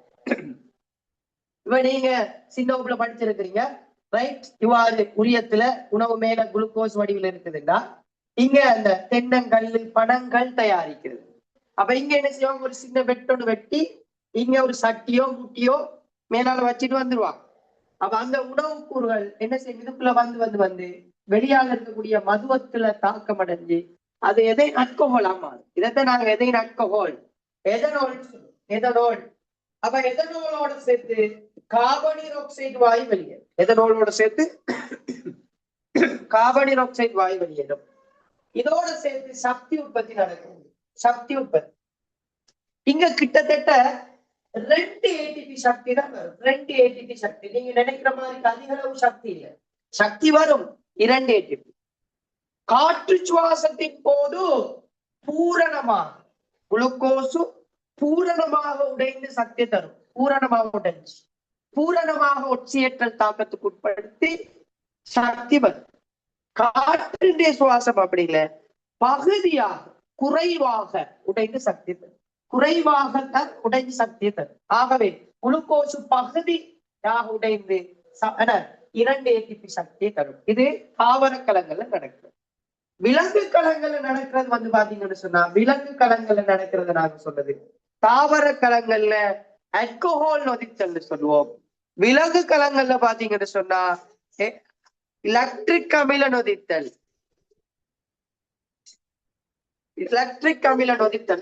விலங்கு கலங்கள்ல எலக்ட்ரிக் அமில நொதித்தல் நாங்க கதைப்போம். விலங்கு கலங்கள்ல எலக்ட்ரிக் அமில நொதித்தல் நாங்க கதைப்போம். விலங்கு கலங்கள்ல எலக்ட்ரிக் அமில நொதித்தல். இங்க எதனோலுக்கு பதிலா எலக்ட்ரிக் அமிலம் உருவாகும். எலக்ட்ரிக் அமிலத்தோட சேர்த்து சக்தி உருவாகும். அப்ப எலக்ட்ரிக் அமிலம் விலங்கு கலங்கள்ல உதாரணமா பாத்தீங்கன்னு சொன்னா உங்களுக்கு தெரியும். விலங்கு கலங்களை பொறுத்த வரைக்கும் உதாரணமாக தசை கலங்கள்ல குறுந்தூர ஓட்ட வீரர்கள், விரைவாக ஓடக்கூடியவர்கள், தசை கலங்கள் வேகமாக சுருங்கி தளர்வதன் மூலமாக அது காற்று சுவாசத்தின் மூலம் சக்தியை தரும். காற்றினுடைய சுவாசத்தின் மூலம் அங்க எலக்ட்ரிக் அமில உற்பத்தி நடக்கும். காற்றினுடைய சுவாசத்தின் மூலம் எலக்ட்ரிக் அமில உற்பத்தி நடக்கும். எலக்ட்ரிக் அசிட்னு சொல்லுவாங்க. எலக்ட்ரிக் அமில உற்பத்தி நடக்கும். எலக்ட்ரிக் அமிலம் அதிகளவாக உற்பத்தியாக அவங்க தசை பிடிப்பு உருவாகும். ஆகவே நீங்க கேள்விப்பட்டிருப்பீங்க, குறுந்தூர ஓட்ட வீரர்கள் தசை பிடிப்பு வருது அப்படின்னு கேள்விப்பட்டிருப்பீங்க. அந்த தசைகள் சுருங்கவோ தளரவோ முடியாம, அதாவது உங்களுக்கு தெரியும், தசை பிடிப்பு உருவாகும். அதுக்கு காரணம் எலக்ட்ரிக் அமிலம் அதிகளவாக சுரக்கிறது தான் காரணம். ஆகவே காற்று சுவாசத்தின் மூலமும் சக்தி உற்பத்தி நடக்குது, காற்றின்றைய சுவாசத்தின் மூலமும் சக்தி உற்பத்தி நடக்குது. ஆகவே எளிய உணவுகள் ஒட்சியேற்றப்படும். அதாவது உயிர் செயல்முறைக்கு தேவையான எளிய உணவுகள் ஒட்சியேற்றப்படும் செயல்முறை. அதாவது நல்லா ஞாபகத்துல வச்சுக்கொள்ளணும், ரைட்? உயிர் செயல்முறைக்கு தேவையான சக்தி உற்பத்திக்காக எளிய உணவுகள் ஒட்சியேற்றப்படும் செயல்முறை நாங்க சொல்லுவோம். சுவாசம் ஆக்சிஜன் பங்களிப்போட நடக்கிறது காற்று சுவாசம். ஆக்சிஜன் பங்களிப்பு இல்லாம நடக்கிறது காற்றினுடைய சுவாசம். காற்று சுவாசத்துல பூரணமாக குளுக்கோஸ் என்ன செய்யும், ஒட்சியேற்றமடைந்து சக்தியை தரும். காற்றினுடைய சுவாசத்துல பகுதியாக உடைந்து சக்தியை தரும். இந்த ஆக்சிஜன் பங்களிக்காது. தாவரங்கள்ல எதனோல் ஆல்கோஹால் உருவாகும். இதை நாங்க ஆல்கோஹால் நொதித்தல் நாங்க சொல்லுவோம். ATP சக்தி உருவாகுது. எதனோல் கார்பன் டை ஆக்சைடு சக்தி உருவாக்கம் நடக்கும். இங்க விலங்கு கலங்கள்ல குளுக்கோஸ் எலக்ட்ரிக் அமிலத்தை உற்பத்தி செய்யும். இங்க பாத்தீங்கன்னா சக்தி உற்பத்தி நடக்கும். தசை பிடிப்பு ஏற்படுறதுக்கான காரணம் இந்த எலக்ட்ரிக் அமில உற்பத்தியாக. ஆகவே பிள்ளைகள் இந்த சக்தியை பயன்படுத்தி நாங்க என்ன செய்யறோம், எல்லா இயக்கங்களுக்கும், எங்கட உடம்புல நடக்கிற எல்லா தசைகண்ட இயக்கமா இருக்கலாம், எங்கட சிந்தித்தலாக இருக்கலாம், எங்கட உடல்ல நடைபெற எல்லா இரசாயன தாக்கங்களுக்கும் இந்த சக்தியை நாங்க பயன்படுத்துறோம். இது மட்டும் இல்ல பிள்ளைகள், புதிய களங்கள் உருவாகுறதெல்லாம் புதிய களங்களை உருவாக்குறது இவ்வாறான பல விடயங்களுக்கு நாங்க இந்த சக்தியை பயன்படுத்துறோம். ஆகவே இந்த சக்தி உற்பத்தி என்பது ஒரு அவசேப செயல்முறை. ஞாபகத்துல வச்சு கொடுப்போம். அவசேபம் சொன்னா எளிய உணவுகள், ரைட், சின்ன சின்ன எளிய உணவுகள் சேர்ந்து பெரிய சிக்கலான சேர்வையை உருவாக்குறது உட்சேபம். ஒளித்தொகுப்பு, புரத தொகுப்பு, அதெல்லாம் உட்சேபம். ஆனா அவசேபம் சொன்னா பிள்ளைகள் பெரிய மூலக்கூறு, குளுக்கோஸ் மாதிரி பெரிய மூலக்கூறுகள் உடைந்து சிறிய சிறிய மூலக்கூறுகள் உடைகிறது அவசேபம். அப்ப கலச்சுவாசம் என்பது ஒரு அவசேப செயல்முறையாக இருக்கு. அவசேபம் சொன்னா ஒட்டஞ்சி எங்களுக்கு சக்தியை தாரு, சின்ன சின்ன சின்ன கூறுகளாக உடைகிறத நாங்க சொல்லுது அவசேபம். ஆகவே பிள்ளைகள் இது மட்டும் இல்லை, சாதாரணமா ஒரு மின்மினி பூச்சியிலிருந்து ஒளி வெளிச்சம் மாறுதும் இந்த சக்தி உற்பத்தியால தான். அதே மாதிரி விலாங்கு மீன்கள் கரண்ட் மின் உற்பத்தி நடக்கிறதும் என்ன, இந்த சக்தி உற்பத்தியால தான். ஆகவே எங்களோட உடல்ல உயிர் செயல்முறைகளுக்கு தேவையான சக்தியை உற்பத்தி செய்யறதுக்காக எளிய உணவுகள் என்ன ஒட்சியேற்றப்படுற செயல்முறை நாங்க சுவாசம்னு சொல்லுவோம். இந்த சுவாசத்துல ஆக்சிஜன் பங்களிப்போல நடந்தா காற்று சுவாசம், ஆக்சிஜன் பங்களிப்பு இல்லாம நடந்தா காற்றின்றிய சுவாசம். அதாவது எளிய உணவுகள் பூரணமாக உடைந்து உங்களுக்கு சக்தியை தருது, காற்று சுவாசம் பகுதியாக உடைந்து சக்தியை தருது. ஆகவே விலங்குகள்ல பாத்தீங்கன்னு சொன்னா இங்க எலக்ட்ரிக் அமிலம் உருவாகுது, சக்தி வருது. தாவரங்களை பொறுத்த வரைக்கும் அல்கஹால் எதனோட கார்பன் ஆக்சைடு சக்தி உருவாக்கம் நடக்குது. ஆகவே பிள்ளைகள் மனித சுவாச செயல்முறைகளை பொறுத்த வரைக்கும் இவ்வாறு உயிர் செயல்முறைக்கு தேவையான சக்தியை உற்பத்தி செய்யறதுக்காக ஆக்சிஜன் உள்ளெடுக்கிறதும் கார்பன் ஆக்சைடு நீராவியை வெளியேற்றக்கூடியதுமான ஒரு கட்டமைப்பு தான் மனித சுவாச செயல்முறை. இங்க 3 படிமுறைகள், ஒன்று உட்சுவாச வெளிச்சுவாச பொறிமுறை, அதே மாதிரி பாத்தீங்கன்னா வாயு பரிமாற்றம், சிற்றறைகளை நடக்கிற வாயு பரிமாற்றம், 3வது கலச்சுவாசம். ஆகவே உட்சுவாச வெளிச்சுவாச பொறிமுறையில நடக்கிற செயல்முறைகளை நான் சொல்லித்தந்தேன். கனவளவு அதிகரிக்கிறது, வெளியால் இருக்கிற வழி உள்ளுக்குள்ள வாருது, அதாவது உட்சேபம், அதாவது உட்சுவாசம். வெளிச்சுவாசம்னு சொன்னா இங்க இருக்கக்கூடிய வாயுக்கள் வெளியே வாருது, இதை சொல்றது வெளிச்சுவாசம். வாயு பரிமாற்றம் தான் சிற்றறைகள் இருக்கிற ஆக்சிஜன் வாயுவானது குருதி மைத்துளை குழாய்கள்ல காணப்படுற குருதி மைத்துளை குழாய்கள்ல காணப்படுகின்ற கார்பன் ஆக்சைடும் நீராவியும் சிற்றறைகளுக்குள்ளும் பரிமாற்றப்படுறது வாயு பரிமாற்றம். சுவாச மேற்பரப்புன்னு சொன்னா புறச்சூழலுக்கும் குருதிக்கும் இடையில நடக்கிற வாயு பரிமாற்றம் நடைபெற இடம் சுவாச மேற்பரப்பு. அது தங்கியுள்ள காரணிகள், அது வினைத்திறனாக நடைபெறத்துக்கு எவ்வாறான சிறப்பியல்புகள் இருக்கும் தொடர்பாகவும், சிற்றறைகள் வாயு பரிமாற்றத்துக்கு கொண்டுள்ள இசைவாக்கங்கள் தொடர்பான விஷயங்களை நாங்க பார்த்தோம். கடைசியா கலச்சுவாசம் தொடர்பாக பார்த்தோம். கலச்சுவாசம் என்பது உயிர் செயல்முறைக்கு தேவையான சக்தியை பிறப்பிப்பதற்காக எளிய உணவுகள் ஒட்சியேற்றப்படும் செயல்முறை. காற்று சுவாசம், காற்றின்றிய சுவாசம். காற்று சுவாசம் என்பது குளுக்கோஸ் ஆக்சிஜனுடன் தாக்கம் அடைஞ்சி கார்பன் ஆக்சைடு நீராவி அதோடு சேர்த்து உங்களுக்கு தெரியும் சக்தி உருவாக்கப்படுது. காற்றின்றிய சுவாசம் என்பது குளுக்கோஸ் தாவர கலங்கள்ல எதைலட்கோல் கார்பன் ஆக்சைடோட சக்தி வரும். விலங்குகள்ல குளுக்கோஸ் எலக்ட்ரிக் அமிலத்தோட சக்தி உற்பத்தி நடக்கும். உங்களுக்கு தெரியணும், தசைப்பிடிப்பு, குறுந்தூர ஓட்ட வீரர்கள் தசைப்பிடிப்பு வாரத்துக்கு காரணம் எலக்ட்ரிக் அமிலம் உற்பத்தியாக காணப்படும். அதே போல இங்க சக்தி ஏடிபி வடிவுல உற்பத்தி நடக்குது. ஏடிபி வடிவுல தான் சக்தியை என்ன செய்யும், அது சேமிக்கும், சக்தியை அது விடுவிக்கும், சக்தி காவியாக தொழிற்படும். மிக முக்கியமா தெரிஞ்சிருக்கணும், ஏடிபி சக்தியை என்ன பிறப்பிக்கும், சக்தியை விடுவிக்கும், சக்தியை சேமிக்கும், அதே மாதிரி சக்தி காவியாக தொழிற்படும். இந்த ஏடிபி சக்தி, இந்த சக்தியை பயன்படுத்தித்தான் அங்கிகள உயிர் செயல்முறைகள் எல்லாம் நடக்குது, உயிர் ரசாயன தாக்கங்கள் நடக்குது. அதே மாதிரி பாத்தீங்கன்னா களங்கள் பிரிகை அடைகிறது, எல்லாமே என்ன தசைகள இயக்கம் தொடர்பான எல்லா விஷயங்களும் இந்த சக்தியால தான் நடக்குது. சரியா பிள்ளைகள்? ஓகேயா? ரைட். ஆகவே மனித சுவாசம் செயல்முறைகள் தொடர்பான 3 படிமுறைகளையும் நல்ல தெளிவான முறையில நாங்க படிச்சிருக்கிறோம். நான் சொன்ன பாயிண்ட்ஸ்கள் எது எது முக்கியமான பாயிண்ட்ஸ்களோ அதை நீங்க நோட் பண்ணி கொள்ளுங்க.